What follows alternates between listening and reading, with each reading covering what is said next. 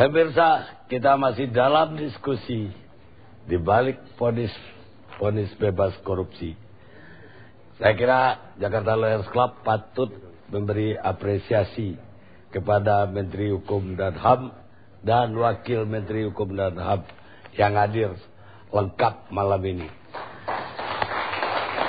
Mudah-mudahan kerjasama ini tetap berlanjut walaupun Pak Amir saya nonaktifkan sebagai Wakil Presiden, tapi itu berlaku sampai selesai jabatan menteri. Nah, sekarang kita akan masuk ke topik yang sesungguhnya, yaitu dibalik vonis bebas. Kita khawatir terhadap keadaan ini. Saya mau ke Pak Chandra. Pak Chandra jangan terlalu tegang.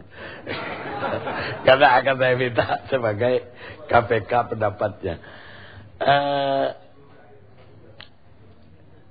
Tapi kita juga jangan sampai akhirnya terseret oleh opini yang akhirnya kita euforia.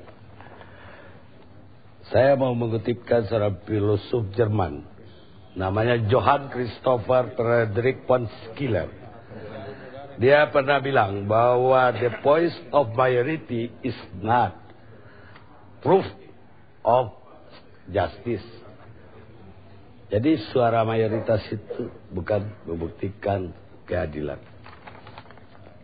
Tapi kita juga tidak adil kalau membiarkan koruptor dengan enaknya mendapat vonis-vonis bebas. Tadi dengan Pak Joko kami akhirnya berkesimpulan bahwa ini negara bubar kalau korupsi ini tetap bisa melenggang bebas. Sekarang tentu fatwa dari pimpinan KPK kita harapkan. Gimana pendapat Pak Chandra terhadap vonis-vonis bebas yang KPK sendiri punya memberkasnya dan ternyata di pengadilan tipikor juga bebas? Apa yang Pak Chandra lihat dari beberapa fakta itu? Ya, makasih. Selamat malam. Assalamualaikum warahmatullahi wabarakatuh. Saya hanya bisa kasih komentar terhadap perkara yang KPK tangani. Untuk pihak kejaksaan, saya ya nanti saya akan pakai jaksa agung muda habis ya. Pak Chandra tidak mempelajari dan juga tidak baik mengomentari yang lain. Nah, baru pertama kali sepanjang sejarah KPK ada putusan bebas, yaitu di Bandung. Terhadap putusan ini kita telah mengajukan kasasi dan kemudian dalam waktu yang beberapa hari kemudian, mungkin besok kita akan sampaikan memorinya ke Bandung. Nah, memang apa isi memorinya itu nanti bisa dilihat, itu juga terbuka untuk umum. Tetapi ada beberapa hal yang patut disayangkan adalah beberapa pandangan yang tidak pas terhadap Undang-Undang 3199 20/2001 misalnya, untuk pegawai negeri tidak bisa dikenakan pasal 2. Itu dalam pertimbangan hakimnya. Padahal di sana setiap orang siapapun, tidak ada aturan yang menyatakan bahwa pasal untuk pegawai negeri atau penyelenggara negara harus pasal 3. Kalau begitu hakimnya menyatakan bahwa pegawai negeri itu bukan orang. Itu Mas Karni yang nyebutkan ya. Artinya kalau saya menyebutkan ya. Saya nggak menyebutkan itu. Sementara pasal 2 ya setiap orang begitu ya. Nah, jadi ada beberapa katakanlah penyertaan ya, pasal 55. Dibilang deliknya itu mesti semuanya sempurna, padahal kalau penyertaan tidak perlu si orang itu melakukan seluruh unsur deliknya. Jadi cukup beberapa bagian dari unsur yang dilakukan. Nah, ini yang kemudian kita jadikan bahan salah satunya. Ini dalam kasus apa sih yang bebas ini, publik kan belum tahu. Kasusnya mengenai penyalahgunaan APBD oleh tersangka Wali Kota Bekasi. Wali Kota Bekasi. Ada beberapa kasus, satu mengenai masalah penggunaan APBD, kemudian dugaan APBD kemudian menyuap ke beberapa pihak. Kemudian ada tiga peristiwa pidana. Jadi ada 4 peristiwa pidana, dugaan 4 peristiwa pidana yang kita sangkakan. yang kita dakwakan kepada Wali Kota Bekasi. Nah, itu pandangan kami. Kalau terhadap fakta itu sendiri, kalau perdebatan fakta tidak terbukti, itu mungkin lebih bisa dapat diterima. Tetapi kalau penerapan hukumnya, penafsiran terhadap pasalnya itu mungkin menjadi agak sedikit aneh. Dan kemudian beberapa fakta juga tidak dipertimbangkan. Ada beberapa fakta kita tidak dipertimbangkan. Kenapa ini? Boleh saja hakim menyatakan ini fakta tidak benar karena pertimbangannya ini. Ya, itu cukup fair lah. Tetapi kalau tidak dibahas sama sekali, itu menjadi sangat tanda tanya. Kenapa fakta ini tidak dibahas? Katakanlah penghitungan kerugian negara yang diajukan oleh ahli, yang disampaikan oleh ahli, itu tidak dibahas sama sekali dalam putusan. Nah, tentu saja kalau KPK secara resmi tidak menggunakan forum-forum yang di luar, yang jelas secara resmi kita mengajukan kasasi. Dan saya sepakat dengan Pak Joko tadi mengenai alasan kasasinya, begitu ya. Ini bebas murni atau bukan? Karena ini bukan masalah perdebatan fakta, tapi penerapan hukum yang tidak pas terhadap fakta yang ada, dan faktanya juga kemudian tidak dipertimbangkan. Itu beberapa alasan kasasi kami akan ajukan mungkin besok. Apakah tidak aneh juga dalam hal kasus penyuapannya yang menyuapnya dibebaskan Wali Kota Bekasi, tapi yang disuap udah dihukum semua? Itulah akan menimbulkan komplikasi. Ada 2 putusan pengadilan yang akan bertentangan, begitu ya. Sementara putusan si penerimanya itu sudah inkrah. Iya. Si penerimanya sudah inkrah, dan kemudian tapi mungkin kita bisa sampaikan bahwa yang kami dakwakan adalah turut serta kan. Iya. Penyuapnya sudah, penerima suapnya sudah, sebagian pemberi suapnya sudah dihukum. Ini masalah turut sertanya. Turut serta menyuap. Iya. Nah, buat KPK sendiri atau mungkin buat penegak hukum, ini merupakan bagian dari evaluasi, introspeksi kepada kami sendiri, bahwa kita harus lebih hati-hati, perlu lebih jelas, perlu bekerja lebih profesional untuk mengantisipasi keadaan seperti ini. Tentu saja introspeksi ini bukan cuma buat KPK atau mungkin kejaksaan atau kepolisian, tetapi juga mungkin buat pengadilan itu sendiri. Adanya kesamaan pandangan terhadap penerapan suatu ketentuan pasal, penerapan suatu delik yang ada dalam Undang-Undang 3199/2001. Apa udah dieksaminasi tuduhan? KPK tidak punya kewenangan mengeksaminasi putusan. Enggak, tuduhan yang di dakwaan. Dakwaannya di internal kita, kita menganalisa putusan dari Pengadilan Negeri Bandung. Ada kesalahan nggak dalam tuntutan? Ada beberapa yang menurut kami ada kejanggalan, misalnya kenapa pasal 2 tidak bisa dikenakan ke pegawai negeri. Itu kan pengadilan, tapi ya, yang dari dakwaan. Oh, dakwaan kita ya. Dakwaan kita sudah pelajari, dan kami pimpinan menganggap bahwa dakwaan itu sudah cukup baik, dan kemudian alat buktinya sudah cukup memadai. Ya. Tinggal kita mengajukan kasasi. Baru pertama kali ini KPK mengalami. Baru pertama kali kasus Bekasi. Iya. Kalau Pak Kejaksaan saya kira udah bertubi-tubi. Bagaimana Pak Nirwanto reaksi ataupun terhadap putusan-putusan bebas? Sebetulnya ini diskusi malam ini untuk Kejaksaan Agung sebenarnya. Baik, terima kasih Pak Karni. Menyikapi fenomena belakangan ini terkait adanya putusan bebas terhadap perkara tindak pidana korupsi, barangkali yang pertama saya selaku jaksa yang juga tugas utamanya adalah sebagai penuntut umum, mungkin juga merasa prihatin terhadap adanya putusan-putusan tersebut. Namun demikian, di balik itu semua, secara kelembagaan institusional, kami sangat menghargai adanya putusan bebas tersebut. Kenapa? Memang bagaimana Bapak menghargai kalau keputusan bebas itu tidak masuk akal? Nanti kan akan ada upaya hukum.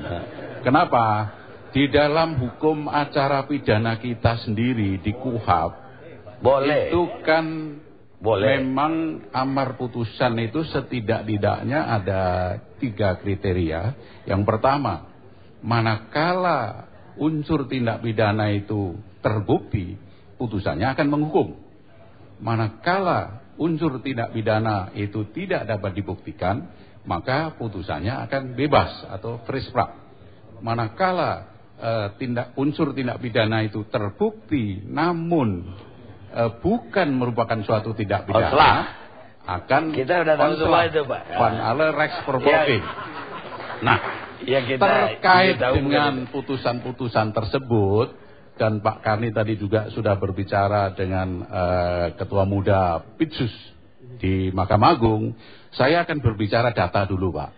Ini kebetulan saya membawa data putusan bebas, termasuk putusan onslah, terkait dengan penanganan perkara tindak pidana korupsi yang khusus ditangani oleh kejaksaan. Ada 3 tahun berturut-turut ini saya bisa sampaikan karena data ini saya tidak berani mengarang ya. Di dalam tahun 2009 kejaksaan itu menyidik perkara korupsi 1.609 perkara. Yang dilakukan penuntutan 1.412 perkara. Yang diputus bebas atau onslah itu 18 perkara. Ini artinya kalau dipresentasikan itu adalah 1,274%. Pada tahun 2010 menyidik 2.297 perkara. Dituntut 1.684 perkara, diputus bebas dan onslah 80 perkara. Sehingga persentasenya adalah yang bebas atau onslah 4,750%. Sehingga yang berhasil 96 sekian persen lah ya. Kemudian tahun 2011 sampai dengan Oktober itu kita nyidik sudah 1.309 perkara. Yang dituntut 942 perkara. Yang diputus onslah dan bebas itu 37 perkara. Jadi relatif kecil persentasenya. Persentasenya kecil. Tapi bobotnya gimana? Jangan-jangan yang kecil ini yang bobotnya gede. Tadi Pak Karni kalau nggak salah tadi menyebutkan bahwa kemarin di Samarinda ada putusan bebas 4 begitu. Iya. Di wawancara dengan Pak Joko. Ini perlu saya koreksi. Tadi sore saya mendapatkan laporan langsung dari Samarinda. Itu bukan bebas, Pak. Onslah. Ya. Itu perkara DPRD di Tenggarong. Onslah itu lepas dari tuntutan hukum, pemirsa. Ya. Nah, terkait dengan itu, maka sikap daripada kejaksaan sesuai dengan SOP kita. Kasasi. Bukan. Dilakukan eksaminasi khusus. Dalam waktu 7 hari terhadap perkara yang diputus bebas tersebut dilakukan eksaminasi khusus. Setidak-tidaknya 4 hal yang akan kita ketahui di dalam penanganan perkara itu. 1. Apakah kegagalan penuntutan, kalau boleh saya katakan diputus bebas itu dari segi kejaksaan penuntut umum kan berarti penuntutannya gagal. 1. Apakah kegagalan itu disebabkan karena adanya perbedaan persepsi antara penuntut umum dengan majelis hakim. Ini penting juga, seperti tadi dikatakan Pak Chandra, ini saya kira juga ada perbedaan persepsi. Hasil eksaminasinya apa, Pak? Yang kedua dulu, Pak. Yang kedua, apakah memang jaksa tidak mampu membuktikan dakwaan di dalam persidangan itu? Yang ketiga, apakah penanganan perkaranya sejak penyidikan kemudian penuntutan itu dilakukan oleh penegak hukum atau jaksa yang tidak profesional. Dan yang keempat, ini yang lebih penting lagi, apakah di dalam penanganan perkara itu ada dugaan adanya perbuatan tercela. Ini juga penting. Kalau itu dilakukan ternyata memang ada dugaan perbuatan tercela, misalnya ada suap dan lain sebagainya. Ini akan diperiksa oleh pengawasan kalau di kita. Nah, ini 4 hal itu harus kita ketahui. Nah, setelah itu kita tentukan sikap dari masing-masing poin tadi 4 itu akan ada rekomendasinya. Manakala perbedaan persepsi, manakala tidak dapat membuktikan dakwaan, itu kita turunkan tim supervisi untuk membantu melakukan supervisi terhadap pembuatan memori kasasi. Nah, pada umumnya yang terbanyak yang dibebaskan tadi itu adalah yang adanya perbedaan persepsi tersebut, sehingga perbedaan persepsi itu bukan tercela. Kalau tercela yang kalau Lampung, pertanyaan saya Lampung dulu. Lampung kalau yang menaruh uang daerah bermiliar-miliar ke bank antah berantah, dan kemudian banknya bangkrut, uang hilang. Ini Lampung Timur ya Pak? Lampung Timur. Ya, kalau Lampung Timur ini perlu saya informasikan, penyidiknya bukan kejaksaan, itu dari teman kita di sebelah. Ya, dari awalnya dari sana. Maksudnya dari Polri. Dari Polda. Ya kan di bawah supervisi kejaksaan, Pak. Ya, nanti penuntutannya memang ketika penyidikan pun udah supervisi kejaksaan dong. Ya. Kita tidak mempunyai fungsi supervisi kepada penegak hukum yang lain. Kita adalah memberikan petunjuk pada saat diserahkannya berkas perkara tahap 1 untuk disempurnakan. Saya ketika P18 P19. Ya, Bapak kan menerbitkan ke P21. Bukan, P18 P19. P21 itu kalau sudah lengkap, Pak Kandi. Nah, Bapak kan terbitin itu. Ya. Itu kan berarti Bapak merasa lengkap. Ya. Nggak bisa dong dilempar lagi ke bawah. Dan Bapak ngajukan ke pengadilan. Nah itu sekarang ternyata diputus bebas. Sekarang kita sudah lakukan upaya hukum kasasi. Ya, ini masih pantas nggak bebas, saudara? Apa berbeda persepsi doang? Ya, menurut tim eksaminator ya begitu. Bahwa antara yang dibuktikan oleh jaksa, ya, persepsi jaksa dengan persepsi hakim itu tidak sama. Sehingga marilah kita tunggu nanti akhir daripada putusan kasasinya itu di Mahkamah Agung. Nggak, di negeri ini ada tercelanya nggak menurut Bapak? Di dalam hasil eksaminasi belum didapatkan adanya unsur perbuatan tercela. Pak, duit negara ratusan puluhan miliar. Maaf, yang saya maksudkan perbuatan tercela tersebut adalah terhadap penegak hukumnya. Betul. Bukan pelaku. Bukan, saya tidak bilang pelakunya. Ya. Menaruh uang negara ke bank pasar yang namanya pun bukan terdaftar, Pak. Kedengaran doang. Bank BPR Prapanca atau apalah gitu. Makanya menurut versi. Maksud saya, bagaimana nggak terbukti bahwa ini terjadi pelanggaran hukum? Menurut jaksa terbukti, menurut penuntut umum terbukti, dan kita tuntut. Apa penilaian Bapak terhadap ponis itu? Persepsi juga? Ya, nyatanya dibebaskan kan berarti ada kalau saya jadi Kejaksaan Agung, saya usut hakimnya, Pak. Ya, kita pidana khusus berapa?